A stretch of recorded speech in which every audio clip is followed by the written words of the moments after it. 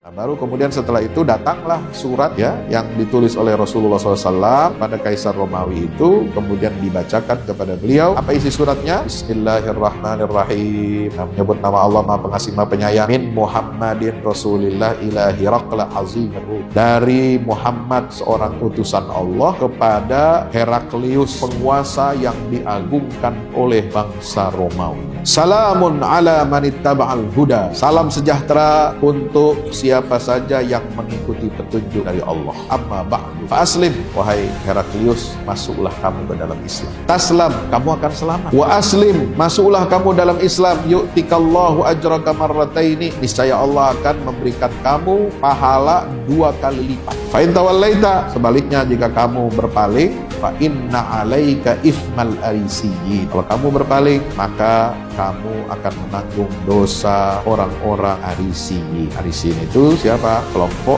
Kristen yang menyekutukan Allah, mengakui bahwa Nabi Isa itu sebagai salah satu dari 3 oknum. Nah, itu kamu tanggung dosanya semua. Nauzubillah min dzalik. Maka Nabi Muhammad menulis di dalam surat itu ayat ini, ya ahlal kitab ta'alau ila kalimatin sawa'in bainana wa bainakum alla na'budu illallah wa la nusyrika bihi syai'an wa la yattakhidha ba'duna ba'dan arbaban min dunillah fa in tawallaw faqulu asyhadu bi anna muslimun. Jadi ini dialognya. Ini Nabi lagi berdialog dengan Kaisar Romawi. Tapi dialognya apakah ujungnya mengubah kebenaran agama Islam? Enggak. Dialognya itu apakah lalu kemudian kita mengikuti kemauan orang-orang Nasrani? Enggak. Tapi kita menjelaskan apa adanya akidah tauhid itu. Soal mereka mau percaya, alhamdulillah. Syukur kalau enggak mau, cukup kamu menyaksikan bahwa kami adalah muslim. Itu prinsip dalam dialog antar umat beragama.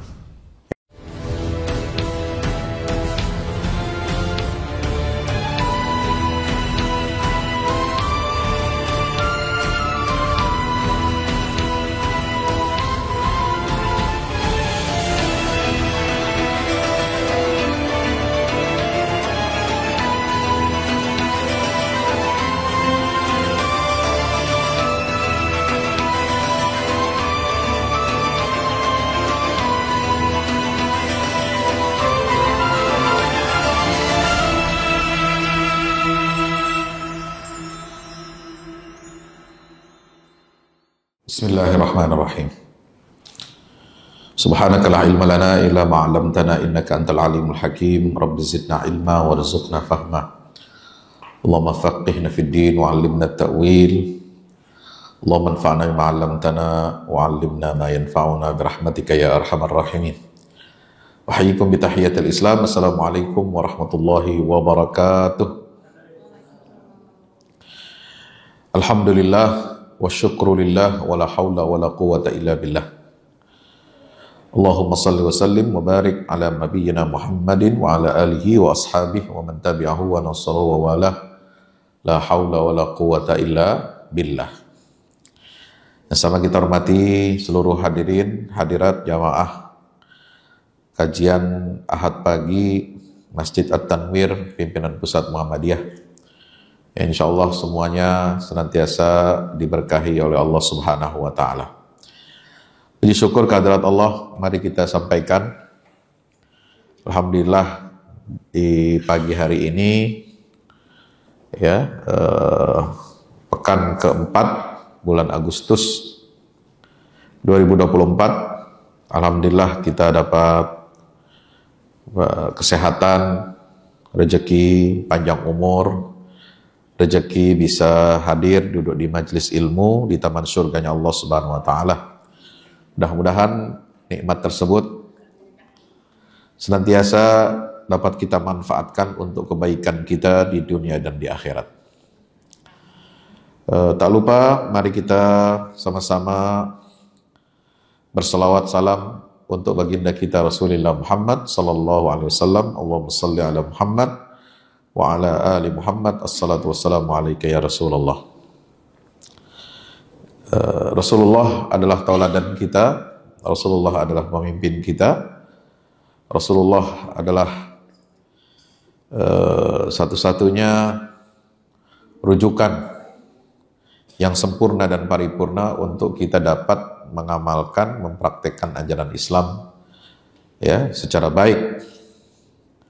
Dan kita bersyukur kehadirat Allah Subhanahu wa taala, pada kesempatan pagi hari ini kita akan mengkaji tafsir dari surah Ali Imran ayat 64. Ya. Merujuk kepada tafsir Ibnu Katsir. Nah, sebelum saya sampaikan materi ini, saya mengajak dan juga menyampaikan kepada hadirin semua, baik pemirsa yang hadir di masjid maupun yang menyaksikan melalui channel TV-mu, TV Muhammadiyah, untuk bisa mendownload aplikasi yang dapat membantu saudara-saudara, Bapak Ibu semua untuk lebih dekat dengan Al-Quran, lebih memahami Al-Quran, yaitu aplikasi tafsir. Dan ini sudah dalam bahasa Indonesia, 30 juz Al-Quran. Ya, ada pilihannya di sini, ada tafsir Ibnu Katsir, ada tafsir Kementerian Agama, ada ringkasan tafsir Al-Azhar Buya Hamka, ada tafsir Jalalain, ada tafsir Al-Baghawi, Al-Munir, Al-Jazairi, As-Sa'di, dan Asy-Sya'rawi. Ini semua dalam bahasa Indonesia. Apa nama aplikasinya? Nah, silakan dicek ya di Play Store. Itu namanya Learn Quran Tafsir. Learn, belajar. Kemudian Quran, tidak perlu pakai strip atas ya, langsung Quran gitu, tafsir. Nah, nanti muncul. Jadi ini aplikasi yang membantu kita semua untuk belajar Al-Quran, belajar ilmu Al-Quran, belajar tafsir. Ada juga aplikasi Learn Quran Tajwid. Ya, kalau mau belajar tajwid, itu ada, bisa juga, tapi beda aplikasinya. Ini dibuat oleh anak bangsa, ya, teman saya, sahabat saya. Ini mengembangkan aplikasi ini, dan dia mengembangkan aplikasi ini sampai alhamdulillah sudah banyak diminati, terutama Learn Quran Tajwid itu kita bisa sholat ya, sebagaimana ada mushaf di depan kita, bisa kita baca. Ada mushaf tahajud, ada mushaf apa gitu yang Qur'annya besar gitu. Nah, sekarang mushafnya itu dalam bentuk digital. Jadi Bapak Ibu bisa pasang televisi di depan musola atau mihrab kecil di rumah. Ya, nanti di situ bisa ada aplikasi ya melalui Android ya. TV Android atau Google TV bisa pasang aplikasi ini di televisinya masing-masing untuk kita belajar, atau kita sholat itu sambil membaca Al-Quran, itu boleh.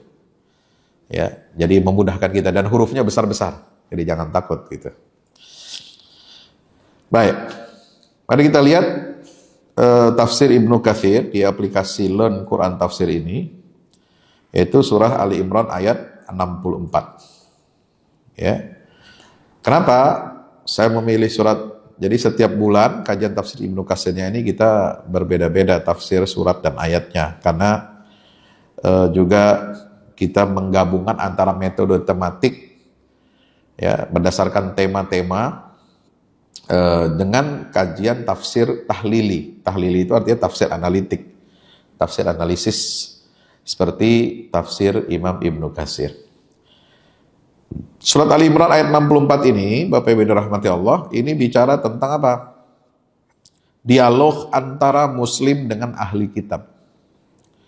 Ya, sekarang kan lagi musim nih.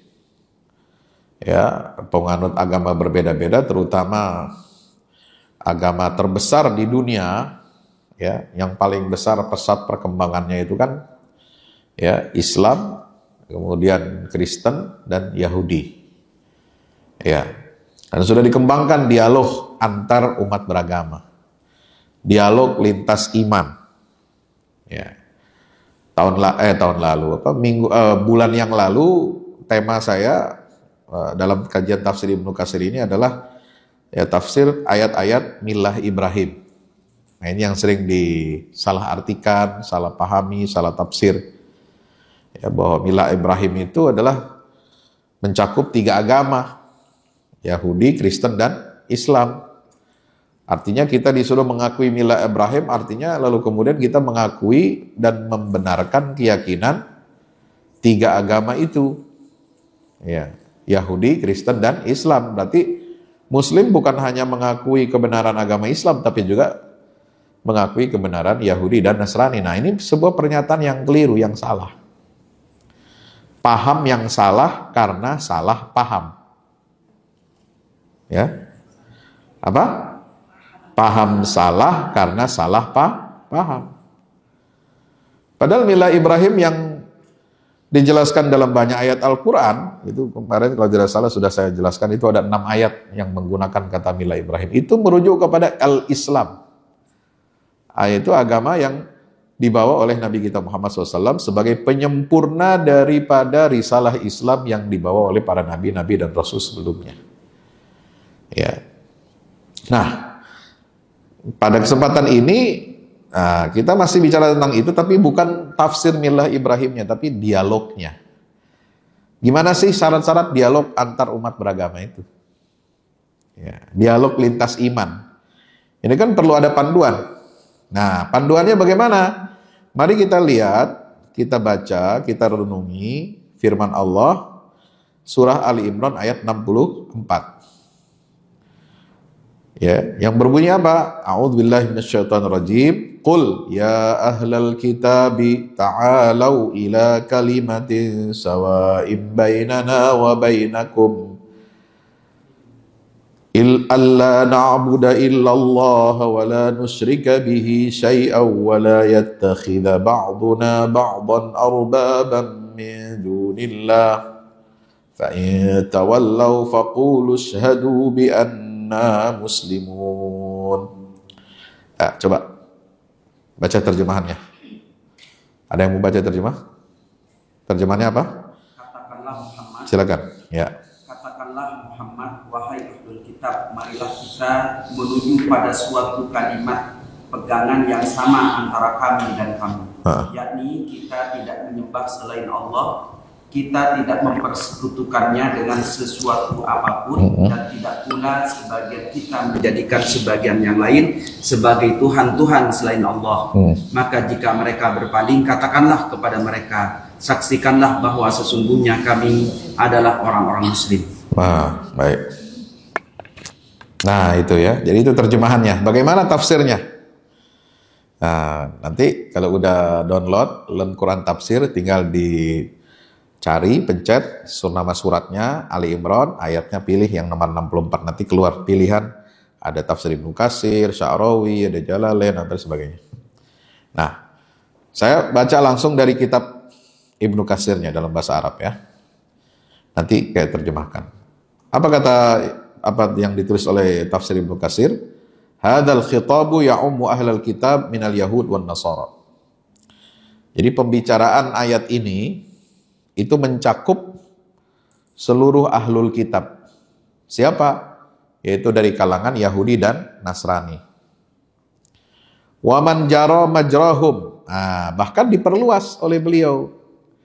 Ini khitab bukan hanya untuk Yahudi dan Nasrani saja, dan siapa saja yang hukumnya berlaku sama seperti mereka.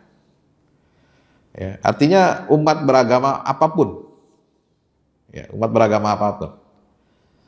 Karena kita umat Islam ini memperlakukan non-muslim, baik itu ahlul kitab dalam kurung Yahudi Nasrani dan umat agama lain yang beragama selain ahlul kitab tadi, Yahudi Nasrani itu, kita perlakukan mereka dengan sebuah prinsip, lahum ma lana wa alaihim ma alaina. Ya, mereka memiliki hak sama seperti kita. Sebagaimana mereka memiliki kewajiban yang sama dengan kita punya kewajiban. Artinya apa? Dalam hukum sosial, hukum ekonomi, hukum muamalah keduniaan, kita punya hak dan kewajiban yang sama. Ya, tentu mereka dalam masalah ibadah ritual nggak ada kesamaan di situ. Ya, ibadah kita sendiri. Kita nggak boleh ngajak mereka, maksa mereka ikut ibadah kita. Mereka juga nggak boleh maksakan ibadah mereka untuk kita. Ya. Wa man jara majrahum. Nah, jadi panggilan ini, seruan untuk berdialog ini juga berlaku buat selain Yahudi dan Nasrani. Kira-kira begitu. Apa firman-Nya? Qul ya ahlal kitab ta'alu ila kalimah. Al-kalimatu tutlaqu 'alal jumlatil mufidah. Yang namanya kalimat itu diperuntukkan ya, atau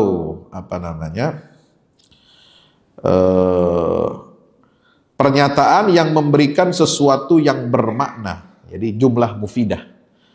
Jadi kalimat itu adalah definisinya adalah pernyataan yang memberikan sesuatu yang bermakna.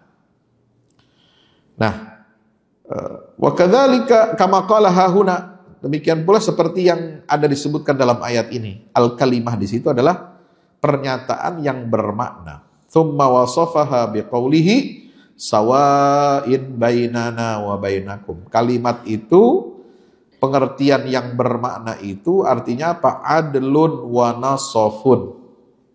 Ya. Artinya adalah adil. Kalimat di situ yang dimaksud adalah kalimat yang adil, pertengahan, dan tidak ada perselisihan di antara kami dan kalian. Ya. Nastawi nahnu wa antum fiha. Jadi sama. Jadi ini menjadi titik temu. Titik temu semuanya. Tsumma fassaraha biqaulihi. Kemudian yang disebut dengan kalimatin sawa itu ditafsirkan secara rinci dalam bentuk apa? Pernyataan sesudahnya. Itu apa? Allah na'budu illallah. Kalimat yang sama, kalimat yang adil, pertengahan itu adalah maksudnya bahwa kami tidaklah menyembah kecuali hanya kepada Allah. Wala nusyrika bihi syai'an, dan kami tidak mempersekutukan Allah dengan satu apapun. Ya, itu. Jadi kita memanggil, wahai ahlul kitab, kemari. Kemarilah, ya. Datanglah, ya. Ta'alau ila kalimatin sawa. Marilah kita kembali kepada satu kalimat yang tidak ada perselisihan di antara kami dan kalian. Apa itu? Kalimat itu adalah Allah na'budu illallah. Ya, jangan kita menyembah kecuali hanya kepada Allah. Wala nusyrika bihi syai'a, dan kita tidak boleh mempersekutukan Allah dengan satupun yang lainnya. La wathanan, ya, tidak pula termasuk mempersekutukan Allah dengan apa? Dengan wathan itu patung, berhala ya. Wala sonaman, tidak pula patung, hampir mirip wathan dengan sonam itu.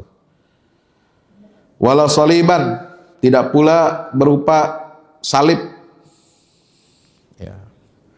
Salib itu tanda tiang atau silang yang kalau tanda silangnya itu bukan silang, itu palang yang sama ukurannya, ya, itu seperti tanda plus. Tapi kalau salib itu dia lebih panjang, satu lebih panjang daripada yang lain. Ya, jadi ada dua silang begitu, tapi yang satu ini lebih panjang. Nah, itu sebenarnya menggambarkan orang. Ya, yang digambarkan di situ maksudnya apa? Yesus, ya, dia dipalang di tiang salib kan, badannya itu kepala, kemudian ada tengahnya, tubuhnya, ini tangannya, ke bawah itu kan badannya ke kaki lebih panjang. Nah, itu namanya salib. Ya. Kalau ukurannya sama, ya, itu atas, bawah, kiri, kanan, nah itu bukan salib namanya. Apa namanya itu? Plus, ya. Tambahan, ya.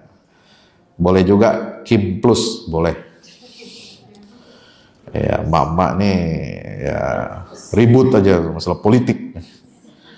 Ya, Pak Ustadz gimana? Gua netral. Anies masuk PDIP, gua kagak mau. Ya, sebodoh teuing lah. Ya, siapa lagi ya, itu masuk Kim Plus, saya juga nggak suka. Ya, dan netral aja. Ya, jadi milih berdasarkan hati nurani. Ya. Mau golput silahkan. Ya, itu golput milih juga itu namanya, milih golput. Ya, jadi tidak menyembah patung, tidak menyembah berhala, tidak pula tiang kayu salib. Walau togutan, tidak pula togut. Togut itu apa? Sesembahan selain Allah. Bisa matahari, bisa bulan, bisa bintang, bisa berwujud manusia, bisa berwujud sapi. Ya, kalau di India kan nyembah sapi. Nah, itu togut namanya. Nah, zaman dulu Bani Israel nyembah patung anak sapi. Ya, gitu. Itu togut. Wala naron, nyembah api, nggak boleh nyembah api. Seperti majusi. Wala syai'an, apapun itu namanya. Bal nufridul ibadata lillahi wahdah la syarikalah. Ya, sebab yang kita esakan untuk beribadah itu hanya untuk Allah saja. Tidak sekutu baginya. Nah, ini harus menjadi kesepakatan semua. Jadi prinsip dialog antar umat beragama adalah ya, sama-sama ayo kita mengajak bertauhid. Ya. Jadi dialog lintas iman itu bukannya kita menyetujui praktek semua atau keyakinan semua agama. Ya, ini landasan dialog lintas iman itu adalah tauhid. Ya. Kita ngajak mereka, memahamkan mereka apa itu tauhid yang benar.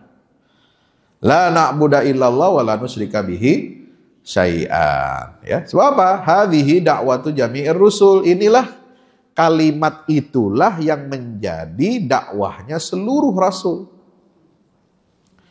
Dari Nabi Adam sampai Nabi Muhammad sallallahu alaihi wasallam. Ya, jadi kita berdialog dengan Yahudi, Nasrani ya boleh-boleh aja. Nah, selama landasannya itu adalah landasan yang benar, berpijak kepada tauhid kepada Allah Subhanahu wa taala. Apa buktinya kalimat sawa itu yang tidak ada penyembahan kecuali hanya kepada Allah? Itu adalah buktinya dakwah seluruh nabi dan rasul. Ini dibuktikan dengan apa? Qala Allahu taala, firman Allah. Yaitu surat Al-Anbiya ayat 25. Wa ma arsalna min qablika min rasulin illa nuhi ilaihi annahu la ilaha illa ana fa'budun. Tidaklah kami mengutus sebelum engkau wahai Muhammad satu orang rasul pun tidak pernah kami utus sebelum engkau kecuali kami wahyukan kepadanya bahwasanya tidak ada Tuhan kecuali aku, maka sembahlah aku ini. Itu siapa? Allah. Ya, termasuk Nabi Isa. Gak ada Nabi Isa bersuruh umatnya sembah dia. Ya, gak ada. Itu lihat aja di surat Al-Maidah ayat terakhir ya, di halaman terakhir itu. Anta qulta lin-nasi, Allah bertanya kepada Nabi Isa itu nanti di hari kiamat, diinterogasi. Diinterogasi itu Nabi Isa. Apakah kamu benar mengucapkan kepada pengikutmu, kepada manusia, ittakhiduni wa ummiya ilahaini min dunillah, wahai manusia, wahai pengikut saya, jadikanlah aku dan ibuku sebagai dua Tuhan yang disembah selain Allah. Nah, benar nggak itu kamu ngomong begitu? Nah, itu Allah tanya kepada Nabi Isa. Qala subhanak. Apa jawaban Nabi Isa? Maha suci engkau ya Allah. Nggak mungkin saya mengucapkan itu. Artinya apa? Tanzih itu mensucikan Allah dari kemusyrikan, mensucikan Allah dari segala penyimpangan ucapan-ucapan kita. Ma yakunu li an aqula ma laysa li bihaq. Tidak mungkin saya mengatakan sesuatu, ya, ucapan yang tidak benar, yang saya tidak punya pengetahuan itu. In kuntu qultuhu faqad alimtah. Itu surat Al-Maidah, ya. Seandainya aku ucapkan seperti itu, engkau pasti sudah tahu. Ya. In kuntu qultuhu faqad alimtah. Ta'lamu ma fi nafsi wa la a'lamu ma fi nafsi. Engkau maha mengetahui semua apa yang ada dalam diriku. Wala a'lamu ma fi nafsik. Sementara saya itu nggak tahu apa yang ada pada dirimu. Artinya apa? Ini jawaban Nabi Isa kan sudah membantah klaimnya orang Nasrani, ya. Kalau dikatakan Isa itu adalah Tuhan, sebagaimana Allah itu Tuhan, lalu kemudian Tuhan Bapa itu menyatu dengan Tuhan Anak, berarti kan kalau dua oknum ini menyatu, berarti Allah tahu apa yang ada pada diri Isa, Isa tahu apa yang ada pada diri Bapaknya. Ya enggak? Kalau menyatu. Tapi Nabi Isa mengatakan, enggak, saya enggak tahu. Engkau tahu apa yang ada pada saya, tapi saya enggak tahu apa yang ada pada engkau. Nah, itu kan bantahannya. In kuntu qultu wa ta'lamu fi nafsi wa la nafsi innaka anta 'allamul ghuyub. Ma qultu lahum illa ma amartani bihi an i'budullaha rabbi wa rabbukum. Tidaklah aku sampaikan kepada mereka, ya, kecuali apa yang engkau perintahkan kepadaku. Sembahlah Allah satu-satunya sesembahan, dia adalah Tuhanku dan Tuhan kalian semua. Ya, kalau dulu saya belajar di Al-Azhar itu tentang perbandingan agama. Ya, itu jawaban Nabi Isa itu jelas sekali waktu dia di palang salib itu, ya. Apa dia mengatakan? Eli, Eli, lima sabaktani. Tuhanku, Tuhanku, kenapa engkau tinggalkan aku? Nah, kalau dia Tuhan juga, kenapa dia ngomong Tuhanku, Tuhanku? Kenapa engkau tinggalkan saya? Lah dia Tuhan. Lo misal nanya, kenapa dia tinggalin saya? Minta tolong lagi. Tuhan minta tolong, kan bingung kita. Ya, nah itu semua dijawab, sudah terjawab. Bahkan itu ada dalam kitab perjanjian perjanjian baru itu, ya, Injil. Eli, Eli, lima sabaktani, bukan Bu Eli, ya. Ya, Eli itu artinya Tuhanku. Ya, Robbi, Robbi, lima taraktani, dalam bahasa Arabnya gitu. Memang bahasa Ibrani dengan Arab itu agak mirip. Ada kemiripan sedikit-sedikit, ya, cara pengucapannya, ya, meskipun ejaannya beda. Nah itu surat Al-Anbiya 25, ya. Kemudian An-Nahl ayat 36, di sini disebutkan oleh Ibnu Katsir, wa qala ta'ala wa laqad ba'atsna fi kulli ummatin rasulan an i'budullaha wajtanibut taghut.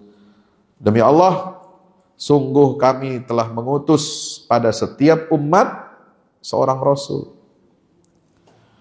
Apa yang diperintahkan oleh rasul itu kepada umatnya? Ani'budullah, sembahlah Allah satu-satunya. Wajtanibut taghut, jauhilah taghut, sesembahan selain Allah. Itu kalimatun sawa. Ini titik temu, ya, antara Islam, ya, dan agama-agama yang seharusnya itu mengembalikan mereka kepada fitrah asalnya, ya. Kemudian Allah berfirman, wala yattakhidha ba'duna ba'dan arbaban min dunillah. Ya, janganlah sebagian dari kami menjadikan sebagian yang lain sebagai sesembahan selain daripada Allah. Wa qala Ibnu Juraij, ini mufassir dari kalangan tabi'in, ya, mengatakan apa? Yang dimaksud dengan la yattakhidha ba'duna ba'dan arbaban min dunillah itu adalah yuti'u ba'duna ba'dan fi maksiatillah. Sebagian kita mentaati yang lain dalam maksiat kepada Allah. Itu nggak boleh. Jadi mentaati makhluk untuk maksiat kepada Allah nggak boleh. Nah makanya ayat atiullah wa atiur rasul wa ulil amri minkum itu kan bersyarat. Taat kepada Allah, taat kepada Rasul itu langsung. Ya, tidak ada syarat. Pokoknya taat kepada Allah dan kepada Rasul. Tapi kalau taat pada ulil amri itu nggak diulang kata wa atiu. Tapi apa? Wa ulil amri minkum artinya ketaatan kepada ulil amri, kepada pemerintah, kepada pemimpin itu bersyarat ya, yaitu apa? Selama pemimpin itu mentaati Allah dan Rasul-Nya. Nah, itu baru kita taati dia. Ya, kalau dia mengajak kita untuk maksiat, maka kita tidak taat, tidak boleh taat. La ta'ata li makhluqin fi maksiatil khaliq. Ya, tidak ada ketaatan kepada seorang satupun makhluk untuk bermaksiat kepada Allah.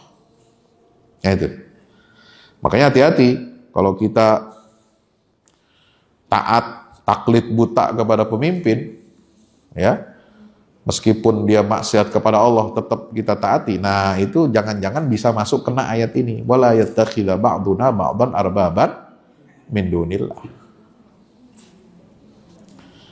Ya, jadi yang dipertuhankan itu bukan hanya Tuhan saja, tapi manusia bisa jadi dipertuhankan.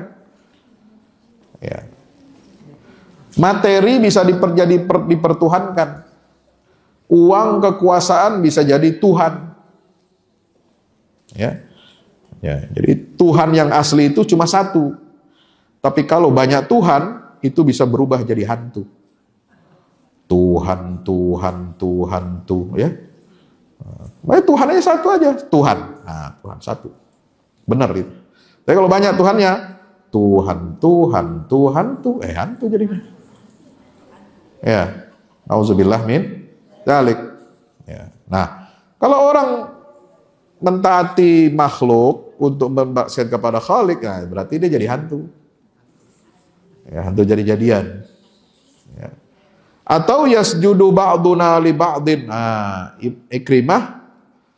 Ikrimah ini seorang tabi'in juga, ya, berkata yang dimaksud dengan ayat penggalan ayat itu adalah sebagian kita sujud kepada yang lain. Nggak boleh. Sujud kepada pemimpin itu nggak boleh. Sujud kepada wali, nabi aja nggak mau. Ada orang sujud kepada dia. Ya, kalau tradisi raja-raja zaman dulu, itu biasa sujud di kaki raja, di kaki pemimpin. Nah itu nggak boleh. Kalau dalam Islam nggak boleh. Ya, ada berapa orang, ada sahabat Nabi, saking hormatnya, pengen cintanya kepada Rasulullah, pengen sujud sungkem kakinya Nabi, nggak boleh, dilarang. Kalaupun saya membolehkan manusia sujud di bawah kaki manusia yang lain, itu saya hanya bolehkan perempuan atau istri sujud kepada suaminya. Tapi bukan menyembah, artinya untuk minta ridhonya. Itu yang satu-satunya dibolehkan itu. Tapi yang lain nggak boleh. Anak sujud ke orang tua nggak boleh. Ya, murid sujud ke guru nggak boleh. Ya, kita umatnya Nabi Muhammad sujud kepada Nabi Muhammad nggak boleh. Ya, itu. Kepada wali, kepada siapa nggak boleh. Ya. Karena semua setara di hadapan Allah Subhanahu Wa Taala. Soal sujud itu, kita meletakkan kening kita ke tanah itu sebagai simbol penghormatan, pengagungan. Nah, kita nggak boleh sujud kepada selain Allah. Ya, kita hanya boleh tunduk. Makanya perjuangan alim ulama kita dulu kan begitu, disuruh membungkuk aja ke dewa matahari nggak boleh. Ya, dulu nyanyikan lagu apa itu? Kalau zaman Jepang itu ya. Pagi-pagi matahari terbit, kita disuruh sujud membungkuk ke arah matahari sebagai simbol dewa matahari Itu simbol bagi Raja Jepang, Kaisar Jepang. Nah, itu haram. Ya, sujud atau membungkuk kepada Ratu Belanda. Nah, itu nggak boleh. Ya, itu sudah jadi sesembahan selain Allah Subhanahu wa Ta'ala. Fa in tawallau, ya, jika mereka berpaling, anha dan nasofi, maksudnya berpaling dari sikap yang pertengahan itu, ya, sikap yang utama itu, ya, yang disebutkan di atas itu apa? Itu disebutkan apa namanya? Adlun wa nasof, sikap yang paling adil, itu paling adil. Jadi tauhid itu paling adil. Tauhid itu tengahan, moderat. Coba, manusia itu mengenal Tuhan kebanyakan ekstrim. Ya, satu, nggak mengenal sama sekali, nggak percaya sama sekali adanya Tuhan. Nah, ini kelompok ateis. Ya, dia tidak mengakui adanya Tuhan. Jadi Tuhan itu nggak ada. Nah, ini ekstrim. Ya, ada satu lagi yang ekstrim lagi, mengakui Tuhan tapi banyak. Ya. Ini satu nggak mengakui sama sekali, yang satu mengakui banyak. Musyrik. Ya. Jadi berhala ada 360 sekitar Ka'bah gitu ya. Ada nyembah salib, ada nyembah sapi, ada macam-macam. Ada dewa-dewa. Ya, ada berapa puluh dewa gitu kan. Sembah-sembah. Ya, itu. Nah, ini ekstrim semua. Maka tauhid itu mengakui adanya Allah, Tuhan, dan Tuhan itu cuma satu. Itu yang tengahan itu, ya itu. Itu yang moderat, itu yang asli. Ya. Jadi kalau ada yang mengatakan Islam itu agama ekstrim dan radikal, itu seliru. Ya, yang radikal dan ekstrim itu ya ateis. Dan yang politeis, tidak mengakui adanya Tuhan dan atau yang mengakui Tuhan tapi Tuhannya banyak. Nah, itu ekstrim, itu radikal. Kalau Muslim Tuhannya satu. Nah, itu mana ada radikal? Nggak ada radikal. Ya. Nah, Bapak Ibu rahmati Allah Subhanahu wa taala, maka kita harus kembali kepada sikap adil dan pertengahan itu. Fa in tawallau, jika mereka semuanya berpaling, anha dan nasofi, dari sikap adil dan pertengahan itu, wa hadhihi da'wati, dan seruan para nabi dan rasul itu, fashhad fa ashhiduhum, ya, maka mintalah persaksian dari mereka, antum ala istimrarikum alal islamil ladzi syara'ahu Allahu lakum. Mintalah persaksian kepada mereka bahwasanya ishadu bi anna muslimun, saksikanlah bahwa kami adalah orang yang muslim. Ya, cukup. Ya. Jadi itu hebatnya Islam itu ya. Kita memberitahu posisi kita yang benar itu seperti apa, yaitu bertauhid. Tapi kita enggak memaksa mereka untuk masuk Islam. Nah, itulah namanya dialog yang benar tuh begitu, enggak maksa orang. Ya. Tapi cukup dengan apa? Minimal kalau kamu enggak mau, ya, kamu tuh jangan ganggu. Minimal cukup kamu menyaksikan bahwa kami adalah orang Islam. Ya. Terserah kalau ente mau menolak, ente mau mengingkarinya, ya. Tapi cukup saksikanlah kami ini muslim, jangan ganggu kami, jangan ngajak-ajak kami kepada kekufuran dan kesesatan. Gitu ya. Kami tetap berada dalam agama Islam yang telah disyariatkan, ya, telah diwahyukan oleh Allah Subhanahu wa taala. Nah, itu prinsip dalam dialog antar umat beragama.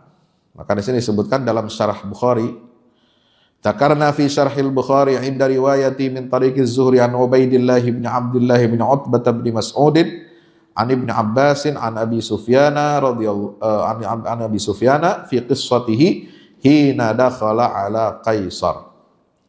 Ini riwayat dalam Sahih Bukhari, ya. Ini terkenal ya. Ketika Abu Sufyan waktu itu masih jadi musuh. Abu Sufyan ini pemimpin Quraisy. Ya, dan kebiasaan kaum Quraisy itu li'ilafi Quraisyin ilafi rihlatas syita'i. Dia punya perjanjian dagang dengan negara-negara besar. Maka dalam sejarah, kalau kita baca kitab Sirah Nabawiyah, itu pemimpin Quraisy namanya Abu Sufyan, dia bisa lobby langsung punya akses, ya, ketemu bicara dengan Raja Abyssinia, Negus Nagasi itu, bisa ketemu langsung dengan Kaisar Persia, bisa ketemu langsung dengan Kaisar Romawi. Ini pernah ini kejadian. Jadi Abu Sufyan itu dia gunakan lobby-lobby politik dan ekonominya untuk apa? Mencegah, menghambat dakwah Islam. Ya, karena Quraisy ini kan suku yang pandai berdagang. Jadi dia nggak punya sumber daya alam kan, kering, gersang. Tapi dia pandai berdagang. Ya, dia bisa beli komoditas dari berbagai macam penjuru dunia itu, lalu kemudian dia jual lagi. Itu pinternya bangsa Quraisy. Ya, maka dia punya hubungan khusus nih, punya hubungan istimewa dengan raja-raja besar di dunia pada waktu itu. Nah, itu dimanfaatkan oleh Abu Sufyan untuk apa? Melakukan lobby-lobby politik supaya ya namanya Muhammad putra Abdullah ini yang ngaku jadi nabi rasul di Mekah jangan dikasih akses oleh raja-raja itu. Nah ini ceritanya, hina dakhala ala Kaisar, Abu Sufyan masuk bertemu dengan Kaisar Romawi. Fasa'alahum an nasabi Rasulillah wa an sifatihi wa na'tihi wa ma yad'u ilaihi. Nah, Kaisar Romawi ini bertanya kepada rombongan Abu Sufyan tentang nasabnya Rasulullah. Jadi nanya nasab itu penting. Ya. Nanya nasab, ini lagi geger nasab. Ya. Kenapa? Karena kalau seorang nabi dan rasul itu nggak mungkin dia berasal dari nasab sembarangan. Ya. Nasabnya rasul, setiap rasul itu pasti dari orang baik-baik. Ya, bibit bebet bobotnya itu bagus. Ya. Karena nggak mungkin seorang rasul itu lahir dari rahim atau dari sulbi orang tua yang begajulan, ahli maksiat, ya, atau menyembah selain Allah, menyembah berhala-berhala, enggak. Ya, maka dijaga itu. Maka seperti dalam hadis Nabi SAW, nasabnya Rasulullah itu tersambung sampai kepada Nabi Ismail, ya, dan Allah memilih dari Kinanah itu suku Quraisy, Allah memilih Quraisy itu Bani Hashim, Allah memilih saya dari Bani Hashim. Jadi pilihan-pilihan semuanya. Nasabnya Rasulullah SAW. Ya. Wa an sifatihi. Mereka bertanya tentang sifatnya, karakternya Nabi yang mengaku Nabi ini di akhir zaman itu seperti apa sih? Wa na'tihi, karakternya, ya, ciri fisiknya, wa ma yad'u ilaihi, apa saja yang dia sebarkan, dia dakwahkan. Itu ditanya. Ya, ini kan masih sejaman dengan Rasulullah ini. Nah, siapa Kaisar Romawi itu adalah Heraklius, Kaisar Heraklius, ya. Fa akhbarahu bi jami'i dzalika 'alal jaliyah. Maka Abu Sufyan, nah ini, jadi orang Quraisy walaupun dia musuh tapi jujur, ya. Walaupun dia menerangkan sifat Nabi Muhammad, nasabnya, dia nggak bisa bohong. Dia terangkan apa adanya. Nah, itu kebiasaan orang Arab. Orang Arab itu, ya, kayaknya punya prinsip boleh salah tapi nggak boleh bohong. Paham? Ya, boleh salah, dia begajul. Tapi kalau urusan bohong, enggak. Kalau negara Konoha, tahu. Ya, nggak boleh salah, boleh bohong, gitu. Ya. Arab tuh begitu, dia punya apa? Marwah, harga diri. Kalau omongan saya bohong, kemudian dia cari tahu, ternyata salah, wah itu malunya bukan main. Gitu. Namanya kan yang dihadapi kan Kaisar Romawi. Ya dia pasti punya intelijen, ya kan? nanya di depan orang Arab sendiri, ternyata ternyata bohong. Tidak seperti yang ditemukan oleh intelijennya yang disuruh, coba tuh ente lihat langsung deh sono gimana cerita.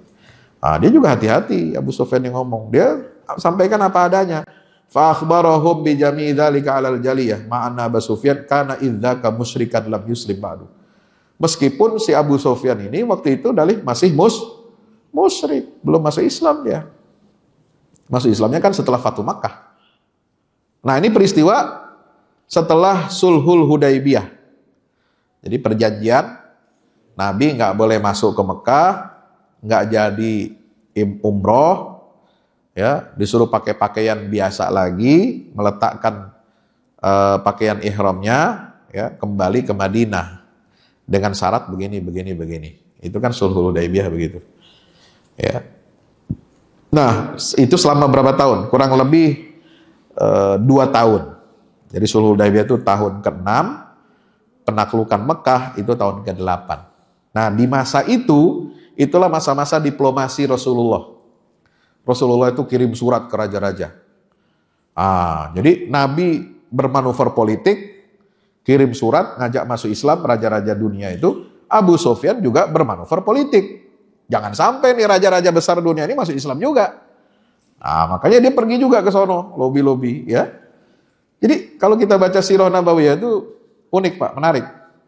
Jadi bukan cuma cerita masa lalu, ini cerita tentang pergolakan, ya, politik, ya, dalam kerajaan-kerajaan besar waktu itu. Kama huwa musarrahun bi fil hadis. Li'annahu lamma qala hal yaghdir. Nah, ketika Kaisar Romawi itu bertanya kepada Abu Sufyan, apakah yang namanya Muhammad itu pernah berkhianat? Qala qultu la. Gak pernah. Wa nahnu minhu fi muddatin la nadri ma huwa sani'un fiha. Gak pernah sekalipun selama kami hidup bersama dia, bergaul dengan Muhammad, ya, gak pernah kami mencatat ada Muhammad itu pernah berkhianat. Ya, walam yumkinni kalimatan azidu fiha syai'an siwa hadhihi. Ya, itu jawaban yang kata Abu Sufyan, ya, membuat saya tidak bisa memberikan keterangan lain lebih daripada itu. Al-gharadu annahu qala thumma ji'a bi kitabi Rasulillah faqara'ahu.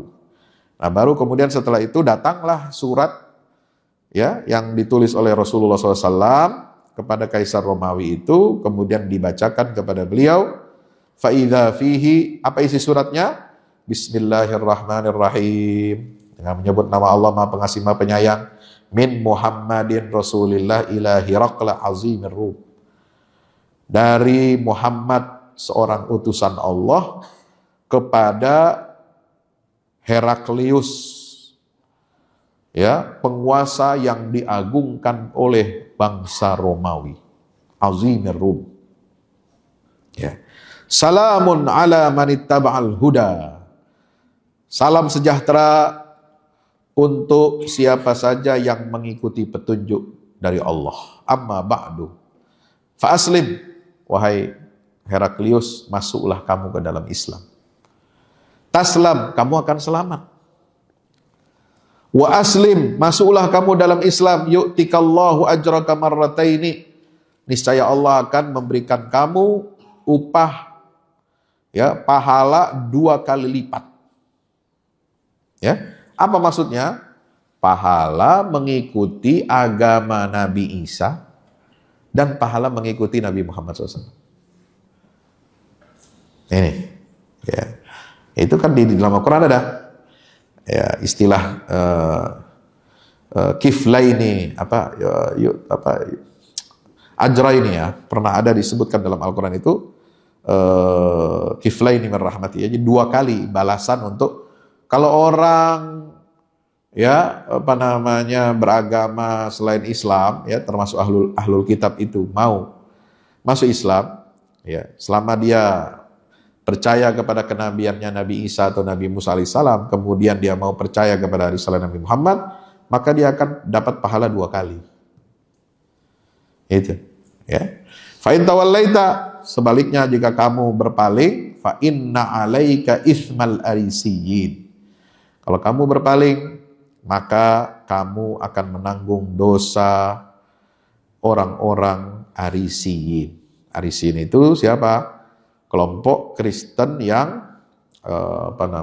menyekutukan Allah, ya, mengakui bahwa Nabi Isa itu sebagai salah satu dari 3 oknum. Nah, itu kamu tanggung dosanya semua.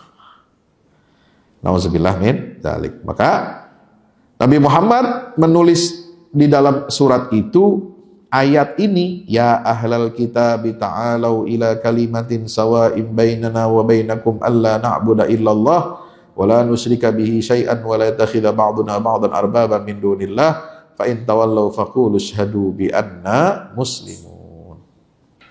Jadi ini dialognya nih. Ini Nabi lagi berdialog dengan Kaisar Romawi. Ya, tapi dialognya apakah ujungnya mengubah kebenaran agama Islam? Enggak. Ya. Dialognya itu apakah lalu kemudian kita mengikuti kemauan orang-orang Nasrani? Enggak. Tapi kita menjelaskan apa adanya akidah tauhid itu. Soal mereka mau percaya, alhamdulillah, syukur. Kalau enggak mau, cukup kamu menyaksikan bahwa kami adalah muslim. Itu prinsip dalam dialog antar umat beragama. Ya. Wa qad dzakara Muhammad bin Ishaq wa ghairu wahidin. Ya. Imam Muhammad bin Ishaq, Muhammad itu siapa? Yang menulis Sirah Ibnu Ishaq. Sirah Nabawiyah tertua. Sebelum Ibnu Hisham, ya. Sirah tertua itu ada 2. Sirah Ibnu Ishaq, yang kedua adalah Sirah Ibnu Hisham. Wa ghairu wahidin, dan tidak sedikit di antara ulama, anna sadra surati Ali Imran ila bid'in wa thamanina ayatan minha nazalat fi wafdi Najran. Ya.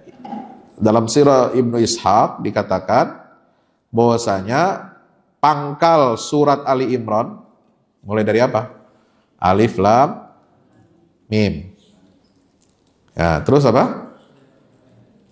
Ali Imran, bukan Dalikal Kitab. Ya. Nah, itu kan sampai ayat yang ke-80-an, ya 80 sekian, itu turun untuk berdialog dan berdebat dengan utusan Kristen Najran. Itu. Tentang apa? Dialog tentang keesaan Allah serta tentang klaim ketuhanan Nabi Isa. Jadi ada pendeta-pendeta dari Nasrani, Najran ini daerah wilayah Arab Saudi sekarang. Ya, dekat Yaman, perbatasan Yaman itu. Itu pengaruh Kristen masih kuat. Ya. Itu satu-satunya Arab yang Kristen pada masa itu. Itu ada di Najran. Mereka datang ke Madinah. Ya, ingin dialog dengan Rasulullah, debat tentang ketuhanan Yesus atau Isa. Ya, Nabi layani, Nabi terima mereka, ya, berapa orang pendeta Kristen itu dari Najran. Lalu kemudian Allah turunkan surat Ali Imran dari ayat pertama sampai 80 sekian, ya. Itu untuk membantah, ya, keyakinan kaum Nasrani. Wa qala Az-Zuhri hum awwalu man badalal jizyah. Imam Az-Zuhri mengatakan mereka ini utusan Najran, Kristen Najran inilah kelompok ahlul kitab yang pertama membayar jizyah. Nah, itu ada konsep jizyah dalam Islam. Artinya apa? Umat ahlul kitab itu membayar pajak namanya jizyah untuk sebagai kompensasi dari untuk perlindungan mereka. Jadi mereka ini kan dilindungi oleh negara Islam, oleh Madinah. Ya. Maka kompensasi dari itu mereka membayar sejumlah harta namanya jizyah. Ya, dijamin kebebasan beragamanya, dijamin perlindungan jiwanya, hartanya, keselamatannya dijamin oleh negara Islam. Ya, kamu nggak usah ikut perang. Kalau kita menghadapi musuh, ya, kita yang perang.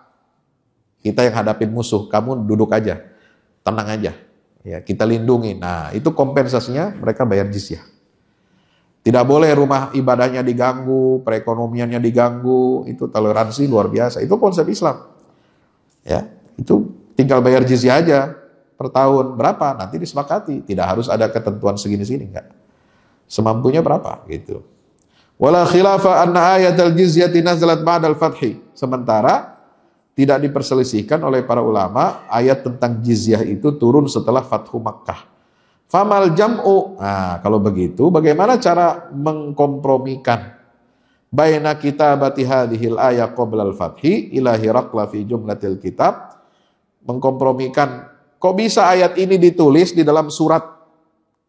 Ya, Nabi kirim surat ke Kaisar Heraklius. Sudah ditulis ayat itu. Sementara ayat itu, ya ahlal kitab ta'alu ila kalimatin sawa, itu ayat 64. Berarti kan dia masih dalam rangkaian 1 sampai 80-an kan? Lah, itu kan sebelum Fathu Makkah. Nah, ini sudah ditulis. Lalu bagaimana kita mengkompromikan dengan ma dzakarahu Muhammad bin Ishaq wa Zuhri? Ya, sementara Imam Az-Zuhri dan Ibnu Ishaq mengatakan bahwa ayat pertama surat Ali Imran itu turun kepada delegasi Najran, ya, delegasi Najran, di mana ayat itu turunnya setelah Fathu Makkah. Apa jawabannya? Nah, ini namanya iskal. Cari cara ulama memberikan jawaban terhadap masalah-masalah yang mengganjal. Al-jawabu min wujuh ahaduha yuhtamalu anna hadhil ayatan nazalat marratain. Marratan qoblal Hudaybiyah wa marratan ba'dal fathi. Jadi jawaban pertama, ayat ini mungkin turunnya 2 kali. Ya, sekali turun karena mungkin bisa saja kalau memang ada riwayat asbabun nuzul ayatnya mengatakan dia pernah turun tahun ini, kemudian tahun berikutnya tahun kapan lagi ada, itu bisa. Tapi itu nisbi, ya, itu pemahaman dari perawi, ya. Sebenarnya turun ayatnya sekali, cuma dipahami, ya, oleh orang pada masa itu ini turunnya 2 kali gitu. Yang kedua, ya, kalau tadi turunnya sebelum Hudaybiyah dan turun setelah Fathu Makkah. Apa kemungkinan yang kedua? Yuhtamalu anna sadra surati Ali Imran nazala fi wafdi Najran ila indi hadhil ayah. Jadi yang turun dari surat Ali Imran kepada utusan Kristen Najran itu cuma sampai ayat ini saja. Ya, nah, maka ayat itu turunnya sebelum terjadi, ya, utusan Najran itu datang kepada baginda Rasulullah SAW. Gitu. Wa yakunu qawlu ibn Ishaq ila bid'in wa thamanina ayatan laisa bimahfuzin lidalalati hadithi Abi Sufyan. Jadi perkataan Ibnu Ishaq dalam sirahnya yang mengatakan balasan atau jawaban terhadap utusan Najran itu dari ayat 1 sampai 80-an ayat surat Ali Imran, itu status hadisnya tidak mahfuz, tidak terjamin, ya. Kenapa? Ada hadis yang lebih kuat yang disampaikan oleh Abu Sufyan. Ternyata Abu Sufyan sudah mendengar ayat itu ada dalam suratnya Nabi Muhammad kepada Kaisar Romawi, ya, yang dibawa oleh, kalau nggak salah, sahabat namanya Dihyah bin Khalifah Al-Kalbi. Dihyah Al-Kalbi ini anak muda yang katanya dalam riwayat itu paling mirip wajahnya dengan Rasulullah. Jadi Jadi malaikat Jibril itu kalau ya berubah wujud seperti manusia itu mirip dengan wajahnya Dihyah Al-Kalbi, ya, ganteng, ya. Nah, jadi karena ada hadis Abu Sufyan itu, hadis Abu Sufyan lebih tinggi derajatnya, lebih kuat, ya, daripada riwayat Ibnu Ishaq. Yang ketiga kemungkinannya, yuhtamalu anna quduma wafdi Najran kana qabla al-Hudaybiyah wa anna alladhi badaluhu musalahatan 'anil mubahalah ala wajhil jizyah. Kemungkinan ketiga adalah datangnya utusan Kristen Najran itu memang sebelum peristiwa Hudaybiyah. Ya. Nah, apa yang mereka bayar waktu itu, ya, itu adalah bentuk musolahah, bentuk islah dari peristiwa mubahalah. Karena utusan Najran ini kan minta mubahalah dengan Rasulullah. Ya, ketika mereka berdebat tentang ketuhanan Yesus, mereka ngotot tetap bilang itu Tuhan. Ya, sementara bukti-bukti sudah diterangkan ya oleh Nabi SAW dengan ayat surat Ali Imran 1-80-an, di mana diantaranya di situ menceritakan proses kelahiran Nabi Isa. Kelahiran Nabi Isa itu didetailkan dalam Al-Quran untuk membuktikan apa? Bahwa Isa itu bukan Tuhan. Dia cuma apa? Kalimatuhu alqaha ila Maryam wa ruhun minhu. Itu aja. Ya, yang disuruh ditiup ruhnya ya kepada Maryam. Ya, Jibril yang meniupkan ruhnya itu. Nah, Najran ini, Kristen Najran, pendeta-pendetanya ngotot tetap nggak mau menerima. Nah, kalau gitu mubahalah. Nabi mubahalah dengan mereka. Ya, panggil anak cucu kamu, saya juga panggil anak cucu saya. Ayo mubahalah. Ya, apa ayatnya itu? Hah? Ada di surat Al Imran kan ayat tentang mubahalah. Hah? Iya. Sebelumnya itu apa? Unisa'ana wa nisa'akum wa anfusana wa anfusakum wa abna'ana wa abna'akum thumma nabtahil fanaj'al la'natallahi 'alal kadhibin. Nah, karena mereka nggak mau bermubahalah, takut terbukti budustanya. Nah, itu menurut tulisan di tafsir Ibnu Katsir ini, mereka bayar itu untuk musolahah, bukan untuk bayar jizyah. Bal yakunu min babil muhadanati wal musalahah, bahkan bisa jadi masuk dalam kategori muhadanah, itu artinya bersiasat, ya, berdamai. Wa wafaqa nuzula ayatil jizyati ba'da dzalika ala wafqi dzalika kama jaa fardul khumus wal arba'atil akhmas wafqa ma fa'alahu Abdullah bin Jahshin fi tilka sariyati qabla Badar. Thumma nazalat faridatul qasam ala wafqi dzalika. Ya, jadi ini kemungkinan yang ketiga ini seperti itu.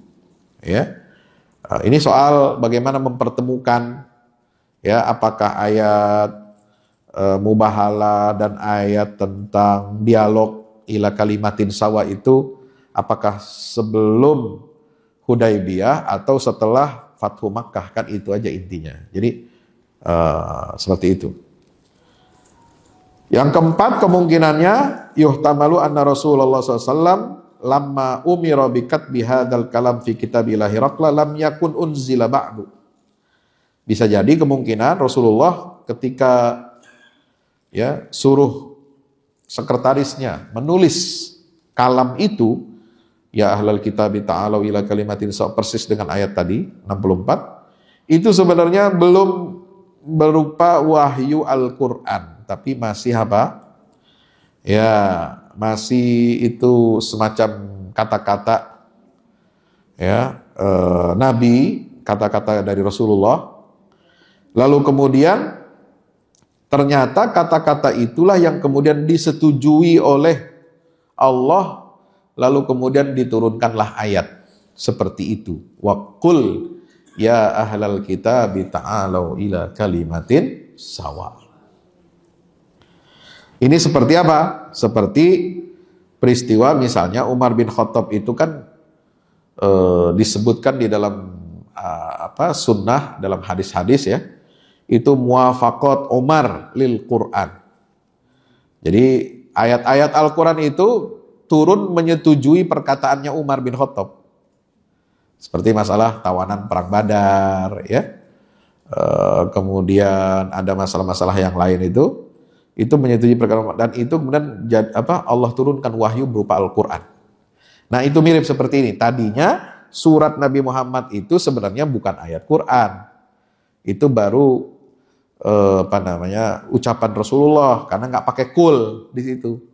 Nah, baru setelah itu Fathu Makkah, turunlah ayat itu dengan redaksi Qul ya ahlal kitab ta'alau dan seterusnya. Ya, contoh muwafaqat Umar bin Khattab itu dalam masalah hijab, ya, masalah tawanan perang Badar, kemudian larangan untuk mensolati jenazah orang munafik, ya, la taqum ala qabrihi akhirnya Allah menurunkan surat kan, ayat kan, la taqum ala qabrihi abadan, la masjidun usisa ala taqwa, la taqum fihi abadan, la masjidun usisa ala taqwa min awwal yaumin. Ya, itu Nabi juga enggak mensolati jenazah orang munafik. Kemudian ittakhidhu min maqami Ibrahim musalla, kemudian asa rabbuhu in talaqakunna yubdil azwaj. Ini contoh-contoh saja. Jadi intinya dalam berdialog, ya, antara umat beragama itu mesti merujuk kepada ayat Ali Imran ayat 60-64. Ya, insya Allah. Nah, pertanyaannya terakhir sebelum saya tutup, ini kan jadi pertanyaan besar. Kenapa ada dialog Islam dengan Kristen? Kok nggak ada dialog Islam dengan Yahudi? Nah, sekarang mulai ada tuntutan. Ya, yang dialog itu jangan Muslim Yahudi, Muslim sama Kristen aja. Ya, sekarang ini perlu digalakkan dialog Muslim dengan Yahudi. Nah, itu bagaimana Pak Ustadz? Boleh nggak? Mungkin nggak kita berdialog Muslim dengan Yahudi? Kira-kira gimana jawabannya? Hah? Boleh nggak? Hukum dasarnya, hukum asalnya boleh. Sama dengan kita dialog dengan Kristen. Ta'alau ila kalimatin sawa. Nah, itu hukum dasarnya. Tapi ada hukum berikutnya. Ya, syarat dan ketentuan berlaku. Apa syarat dan ketentuan berlaku? Kita mesti perhatikan, ya, bahwa Al-Quran juga mengatur bagaimana kita berinteraksi dengan ahlul kitab itu. Lihat dalam surah Al-Mumtahinah ayat 8 dan 9. Apa ayatnya? Itu terkenal. La yanhakumullahu 'anil ladzina lam yuqatilukum fid din wa lam yukhrijukum min diyarikum an tabarruhum wa tuqsitu ilaihim. Jadi kita wajib berbuat baik, wajib berbuat adil kepada ahlul kitab kalau mereka tidak memerangi kamu dalam agama dan tidak mengusir kamu dari rumah-rumah kamu. Itu tidak dilarang sama Allah untuk berbuat baik dan berbuat adil kepada mereka, termasuk berdialog. Jadi syarat untuk bermuamalah yang baik itu apa? Tidak boleh ada perang, memerangi agama umat Islam. Tidak boleh mereka mengusir umat Islam dari negerinya. Ya. Nah, ini berlaku untuk semuanya, baik Yahudi maupun Kristen. Kalau Kristen melakukan dua hal ini, nah itu juga kita kena syaratnya. Kita nggak boleh berwala. Yahudi melakukan, ya, memerangi umat Islam karena agamanya dan mengusir umat Islam dari negerinya, itu juga berarti berlaku ayat ini kepada kita untuk tidak berdialog dengan Yahudi. Sebab apa?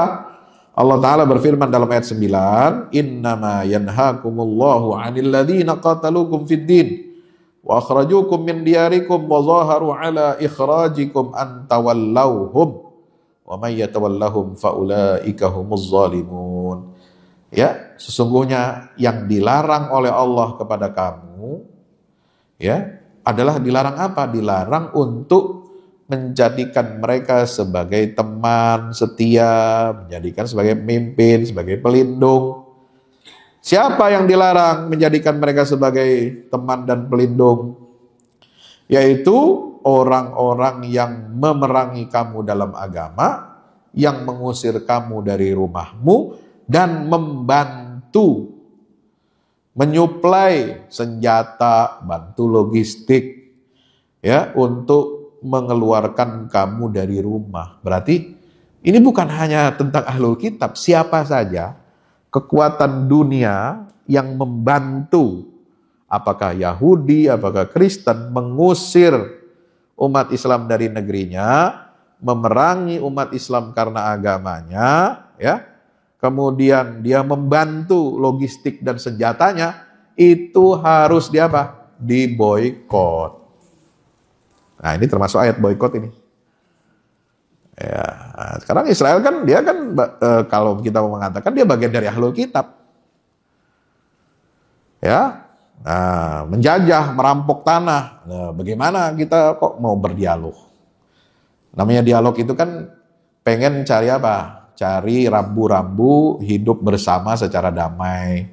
Ya. Lah, mau hidup damai bagaimana? Oh, ini perampok. Ini perampas. Ini penista. Ya, ini yang melakukan agresi, agresor. Ya, bagaimana Anda mau bisa berdamai? Bisa duduk bareng, ya, berdialog. Nah, itu berarti syaratnya nggak terpenuhi. Gitu ya. Oleh sebab itu ada tulisan sejak tahun 2004, ya, 20 tahun yang lalu, ini sebelum ada kejadian sekarang. 20 tahun yang lalu itu Sekjen Persatuan Ulama Dunia, ya, Profesor Dr. Muhammad Salim Al-Awwa sudah menulis, limadza la nuhawirul yahud. Kenapa kita tidak berdialog dengan Yahudi? Kok dengan Kristen bisa, Yahudi enggak? Apa alasannya? Narfudul hiwar ma'al Yahudi sahayinah. Kami dengan tegas menolak dialog dengan Yahudi Zionis. Wa natawaqqafu fihi ma'al Yahudi ghairi sahayinah. Dan kami tawakuf, artinya apa? Tawakuf itu apa istilahnya sekarang? Tawakuf, Pak. Tawakuf itu tidak iya dan tidak enggak gitu ya. Jadi tawakuf itu netral lah kira-kira begitu ya. Kepada Yahudi yang non-Zionis, sikap kita tawakuf. Kita hentikan sementara. Nggak ada dialog. Hatta yakumad dalil. Loh, emang ada Yahudi Zionis, ada Yahudi non-Zionis. Nah, Yahudi Zionis itu Yahudi yang menyetujui berdirinya negara Israel. Itu namanya Zionis. Ada Yahudi yang minoritas nggak setuju berdirinya negara Israel. Ada, tapi sedikit. Itu namanya kelompok Nature Karta, ada di Amerika. Nah, itu demo-demo yang menentang Israel, pakai syal Palestina, tapi dia orang Yahudi. Pakai baju model Yahudi, jenggotnya panjang. Panjangan dia sama kita, jenggotnya. Ya, cuma jidatnya kagak hitam aja. Ya, itu panjangan dia jenggotnya tuh Yahudi itu. Ya, pakai topi hitam, pakai jas hitam. Nah, itu Yahudi Nature Karta. Dia mendukung Palestina, tidak mendukung Israel. Nah, ini juga kita tawakuf, kita stop. Nggak ada dialog. Hatta yakumad dalil ala khurujihim min hukmi ayatil mumtahinah. Sampai betul-betul tegak sebuah petunjuk dalil, mereka telah keluar dari hukum ayat surat Al-Mumtahinah tadi, yang melarang kita dari apa? Melarang apa sih ayat yang nomor 9 itu? Melarang kita berwala. Wala itu memberikan loyalitas. Wala itu memberikan janji setia. Wala itu kita jadikan dia sebagai teman. Sebagai sekutu. Ya. Kepada siapa? Al-muqatilina lana fiddin. Orang-orang yang memerangi kita karena agama. Loh, kok bisa? Orang merangi kita, agama kita, kok malah kita berwala kepada dia. Itu nggak boleh. Al-mukhrijina lana minad diyar, yang mengusir kita dari negeri kita, umat Islam di Palestina kan diusir. Kok kita bisa berwala kepada mereka? Ya, nah itu contoh seperti 5 anak muda kemarin ke Israel. Itu bukan sikap Muslim, orang Islam. Kalau dia tahu undang-undang, ya, Al-Quran ayat 8-9 Mumtahinah, dia nggak akan lakukan itu. Ya. Gus Dur atau siapa? Yahya Stakuf pernah ke Israel. Kalau misalnya dia tahu ada ayat ini, nggak mungkin dia. Sementara Israel itu menjajah. Ya, sementara dia merampas, sementara dia membunuh, dan terbukti sekarang genosida. Jadi saya lucu aja, ada yang dekat-dekat sama Israel, mau berdialog dengan Yahudi, ya, tapi ketika pejuang Palestina dibunuh, ya pura-pura ikut sholat jenazah. Kata gua, ini orang nggak jelas, ya, nggak jelas, ya. Nah, itu menurut saya nggak bisa dipercaya, ya. Ya, pura-pura balak kepada orang Islam, sholatkan jenazah pejuang Palestina, tapi dia sendiri sebelumnya pro dengan dia Israel. Jadi gimana ya, saya bisa menggabungkan dua sifat itu, saya nggak ngerti itu. Al-muzahirina ala hadzal ikhraj, bahkan kita itu nggak boleh dilarang untuk berwala kepada orang-orang, meskipun dia bukan Yahudi Zionis, tapi dia mendukung. Dengan apa? Mendukung senjata, logistik untuk mengusir umat Islam dari negerinya. Nah, itu sama katanya bermuamalah dengan Amerika, dengan Inggris, negara-negara pendukung Israel lah, kira-kira begitu kan? Jadi ini hukum ayat berlaku baik itu dialog untuk masalah perdagangan, kita boikot produk mereka, itu masuk dalam ayat ini. Jadi mari kita belajar agama itu dengan lebih baik, ya, belajar Quran. Jangan ngaku Islam tapi ya belajar ayat Quran aja kagak ngerti, ya. Padahal sudah ada undang-undangnya dalam ayat Al-Mumtahinah 8 dan 9 gitu. Nah, pertanyaannya ini tolong direnungi. Wa ayyu tawallid lil muqatilina lana fid din al-muzahirina ala ikhrajina min buyutina wa ardina akbar minal julusi ma'ahum ala mawaidil hiwar wa dukhuli ma'ahum fi tafasili kaifiyatil hayati ma'an allati la yaqbaluna biha illa in khada'na lahum wa anqadna li hukmihim wa dakhalna tahta sultanihim. Nah, sekarang pertanyaannya tolong direnungi, ada enggak loyalitas yang lebih besar untuk para penjajah, para pembunuh, para pendukung, ya, agresor yang mengusir umat Islam dari negerinya dan membantai saudara-saudara kita? Ada enggak loyalitas yang lebih besar daripada duduk bersama penjajah itu di meja-meja perundingan dan dialog? Kan namanya orang berdialog kan merasa kita nggak ada masalah dengan Anda gitu. Ya, kita sama-sama berdamai. Lah sementara dia membunuh gitu, dia merampas. Lah kok kita bisa duduk berdialog? Itu nggak ketemu itu. Nalar kita nggak nyampe. Ya. Terus kita mau bicara tentang rincian bagaimana hidup yang nyaman, koeksistensi damai. Damai dari mana, bos? Ente dibunuhi kok bicara damai gimana? Ya, saudara Anda sedang dibantai, saudara Anda sedang diusir, ya, diambil tanahnya, negerinya. Gimana Anda mau dialog dengan mereka? Maka benar itu ada tulisan dialog agama yang benar kepada Yahudi sekarang, Zionis, itu adalah dialog antar umat beragama, semua agama apapun berkumpul, demo Israel menuntut dia supaya keluar dari situ. Itu dialog agama yang benar. Jadi semua agama apapun mendukung supaya Israel keluar dari Palestina. Nah, itu baru benar. Itu baru adil tuh. Ya, jangan orang lagi dijajah, lagi dibantai, kita baik-baik dialog sama dia. Ya, itu sama dengan menyerahkan leher supaya disembelih.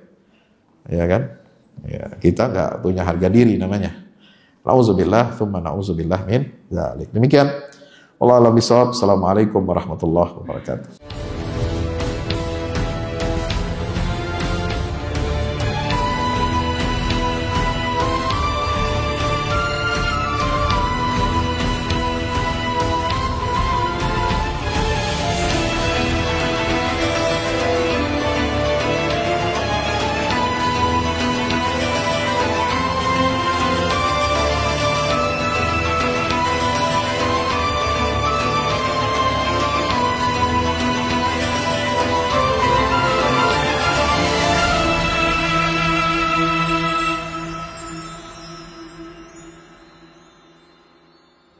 Assalamualaikum warahmatullahi wabarakatuh. Tahniah barakallahu fikum untuk guru kita semua, Kiai Haji Fahmi Salim LCMA.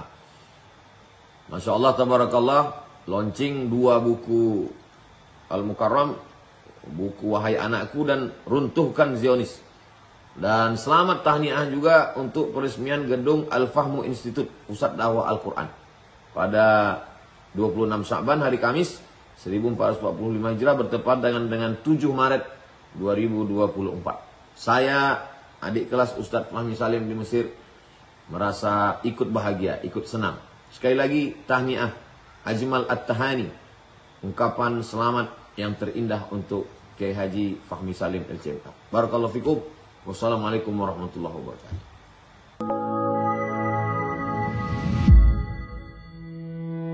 Yang terbaru dari Ustadz Fahmi Salim, 2 buku tentang parenting Qurani dan jihad membela Baitul Maqdis. Buku Wahai Anakku, Benahi Adabmu, Bersihkan Hatimu, buku yang siap membuka cakrawala pikiran dan batin sahabat. Buku Wahai Anakku, Benahi Adabmu, Bersihkan Hatimu disusun dengan mengambil inspirasi dari buah pena Imam Al-Ghazali, Ayyuhal Walad. Buku ini diformat dengan dialog orang tua pada anaknya. Meski begitu, dialog ini bisa dibaca secara umum bagi para calon orang tua untuk anak-anaknya kelak. Bentuk dialog kami dapati banyak dipakai dalam kisah-kisah di Al-Quran ketika menerangkan soal pengasuhan. Misalnya antara Nabi Ibrahim dan Nabi Ismail atau Luqman dan putranya.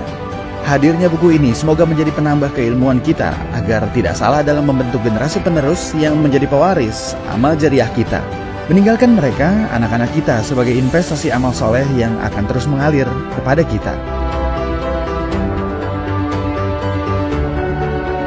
Dapatkan buku Wahai Anakku, Benahi Adabmu, Bersihkan Hatimu segera.